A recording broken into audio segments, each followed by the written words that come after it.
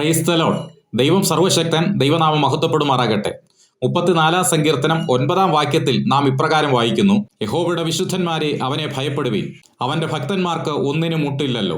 സങ്കീർത്തനക്കാരൻ ആഹ്വാനം ചെയ്യുന്നത് വിശുദ്ധന്മാരെ, ദൈവത്തെ ഭയപ്പെടുക.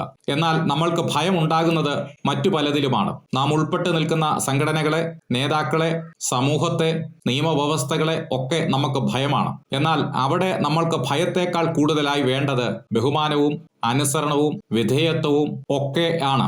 എന്തിന് നാം ദൈവത്തെ ഭയപ്പെടണം? ലേവ്യ പുസ്തകത്തിൽ ഇപ്രകാരം എഴുതിയിരിക്കുന്നു: യഹോവയുടെ സന്നിധിയിൽ നിന്ന് തീ പുറപ്പെട്ട് അവരെ ദഹിപ്പിച്ചു കളഞ്ഞു.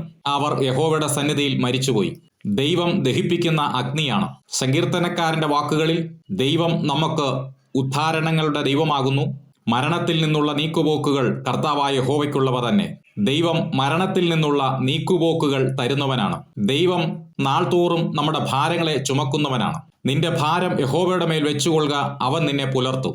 ദൈവം നമ്മെ പുലർത്തുന്നവനാണ്. തുടർന്നും ലേവ്യ പുസ്തകത്തിൽ പറയുന്നത്: ഞാൻ നിങ്ങളുടെ ദൈവമായ യഹോവയാകുന്നു, ഞാൻ വിശുദ്ധനാകയാൽ നിങ്ങൾ നിങ്ങളെ തന്നെ വിശുദ്ധീകരിച്ചും വിശുദ്ധന്മാരായിരിക്കണം. ഞാൻ വിശുദ്ധനാകയാൽ നിങ്ങളും വിശുദ്ധരായിരിക്കണം. അവിടുന്ന് വിശുദ്ധനായ ദൈവമാണ്. നീ ഞങ്ങളുടെ അകൃത്യങ്ങളെ നിന്റെ മുമ്പിലും ഞങ്ങളുടെ രഹസ്യ പാപങ്ങളെ നിന്റെ മുഖപ്രകാശത്തിലും വെച്ചിരിക്കുന്നു. ദൈവം രഹസ്യങ്ങളെ അറിയുന്നവനാണ്. അവൻ നമ്മുടെ പ്രകൃതി അറിയുന്നുവല്ലോ. നാം പൊടിയെന്ന് അവൻ ഓർക്കുന്നു. ദൈവം നമ്മുടെ പ്രകൃതി അറിയുന്നവനാണ്. യഹോവേ, എന്റെ അവസാനത്തെയും എന്റെ ആയുസ് എത്ര എന്നതിനെയും എന്നെ അറിയിക്കണമേ. ദൈവം നമ്മുടെ ആയുസ് അറിയുന്നവനാണ്. ധന്യനായ ഏകാധിപതിയും രാജാതിരാജാവും കർത്താവും താൻ മാത്രം അമർത്യതയുള്ളവനും അടുത്തുകൂടാത്ത വെളിച്ചത്തിൽ വസിക്കുന്നവനും മനുഷ്യരാരും കാണാത്തവനും കാണുവാൻ കഴിയാത്തവനുമായ ദൈവമാണ്. ആയതിനാൽ യഹോവയുടെ വിശുദ്ധന്മാരെ അവനെ ഭയപ്പെടുവിൻ.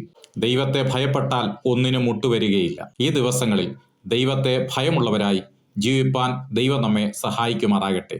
ആമേൻ. ഈ വചനങ്ങളാൽ ദൈവം നമ്മെ ഏവരെയും അനുഗ്രഹിക്കുമാറാകട്ടെ.